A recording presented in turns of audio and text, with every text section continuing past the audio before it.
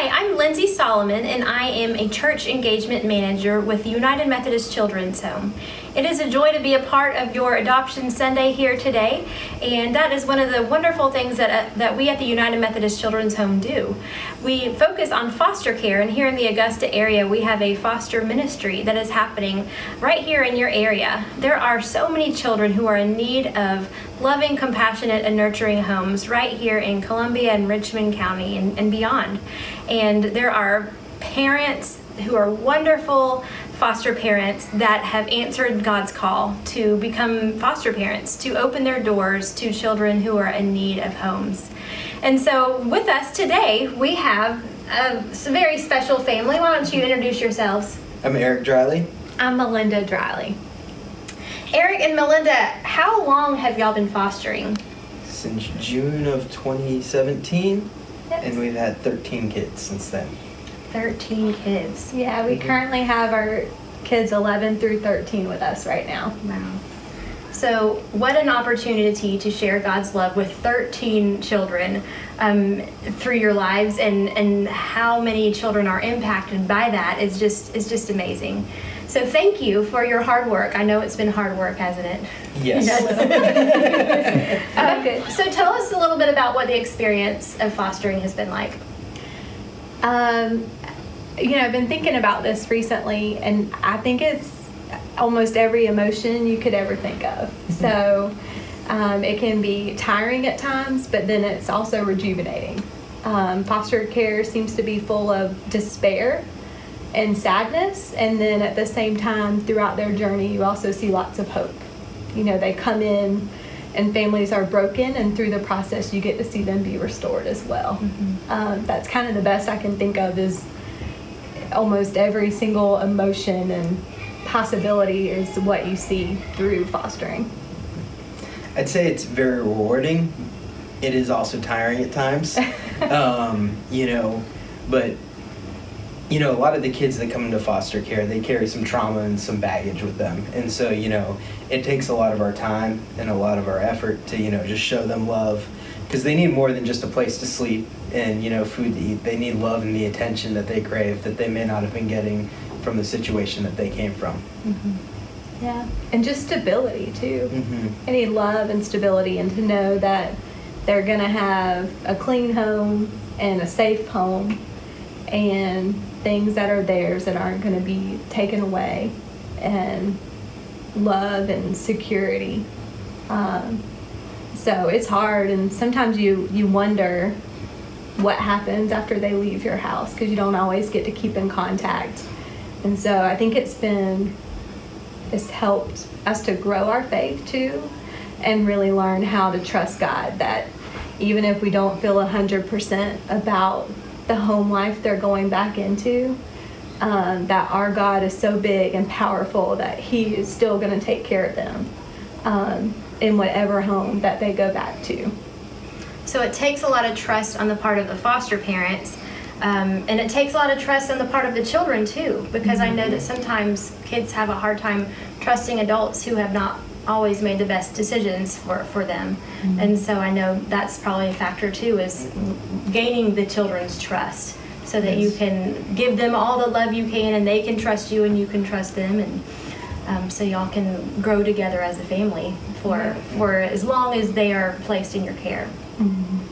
What is the best way that you have been supported by the folks here at Quest in your fostering journey? Someone came and cut our grass one time, and we were super busy one summer, and that was really huge, because we've got kind of a big yard. And so, but also, every time we get kids, there's always clothes that come and toys and stuff for them. We've been given meals, and just things like that really help, because it is kind of like a whirlwind when new kids enter your life. And, they're all different, and so they all require different things. So that's been very helpful. And I would actually add on to that. So when we first started fostering, we didn't have the support group set up. So maybe from like June to about April, we had people that supported us, but it wasn't organized. And then Joy and her team came in this past April and have supported us. And so we've gotten a meal once a week.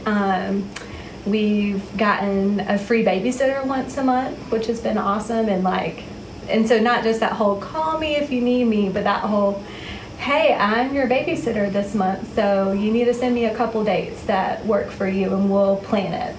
And honestly, a reminder, I think one time I forgot we were supposed to be going on our date. And so our babysitter was like, okay, I'm still coming over on Saturday, does this still work? And I was like, oh yeah, it does.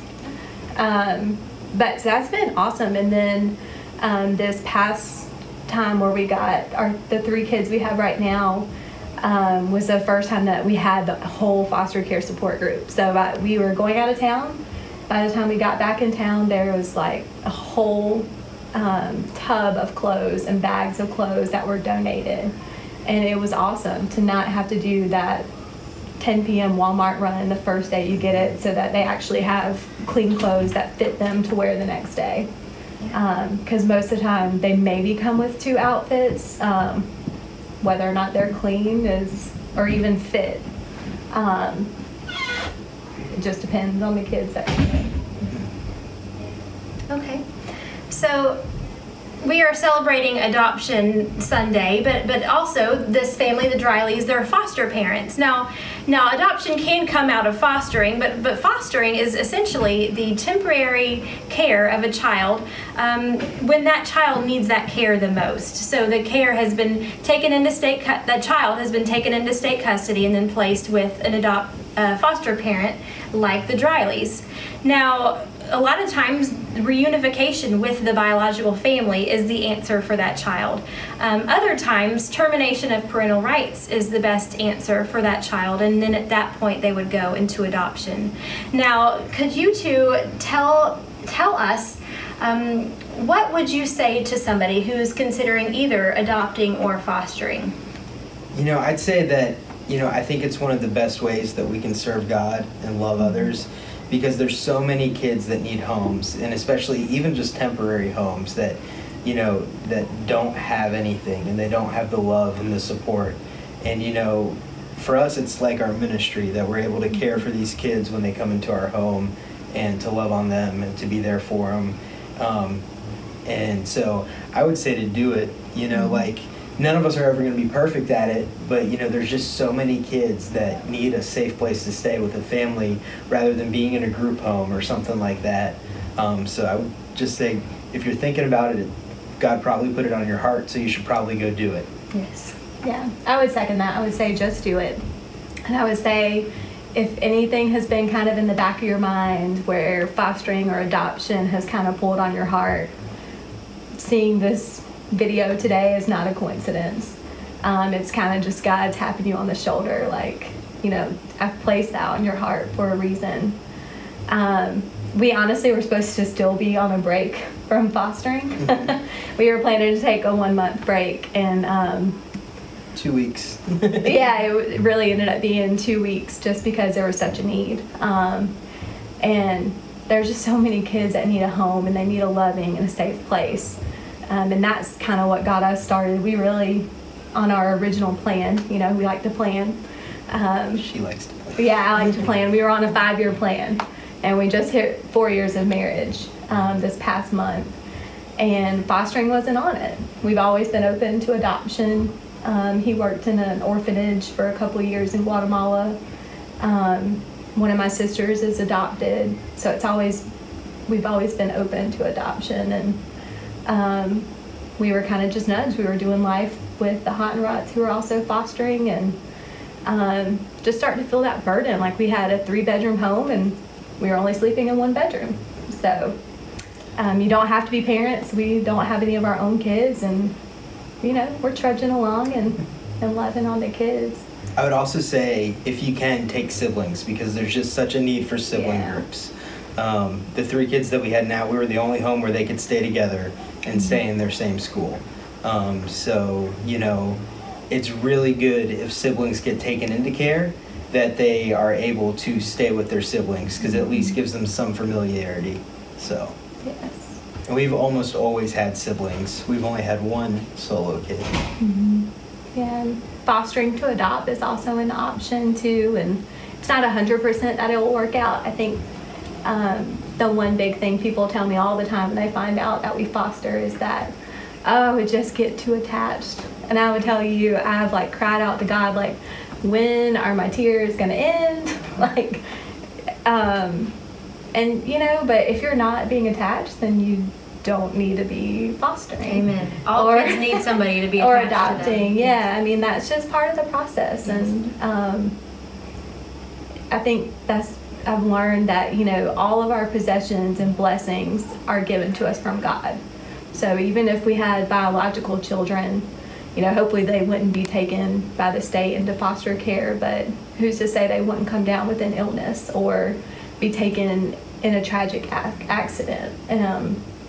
You know, just all of our things and blessings, they're all given to us by God, and we don't know the timeline of everything. And I don't know, that's just kind of how I look at it. You're going to be attached, and that's a good thing. That's a sign that you would be great at it, I think. Mm-hmm.